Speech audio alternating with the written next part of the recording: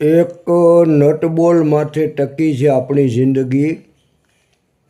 હવે આ જો આ ચકડોળ 150-200 ફૂટ અધર ચડે છે અને આમાંથી કદાચ એક નટબોલ નીકળી જાય તો આપણી કઈ દશા થાય.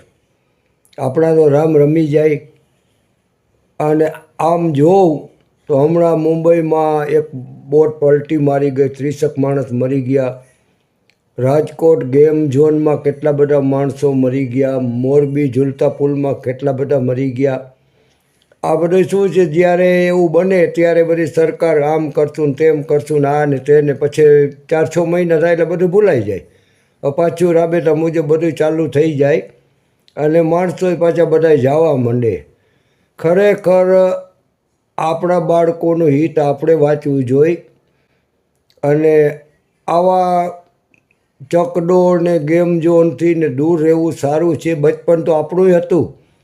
આપણે નાના હતા ત્યારે આપણે શું કરતા, વેકેશન પડે તો ગરીએ જારી રમતા હતા ને મોય દાંડીએ રમતા હતા, કબડ્ડી રમતા હતા. હવે એમાં શું થાય, કદાચ પડી આખડી જાય તો છાલછોલ થાય, થોડું ઘણું મરી ના જાય.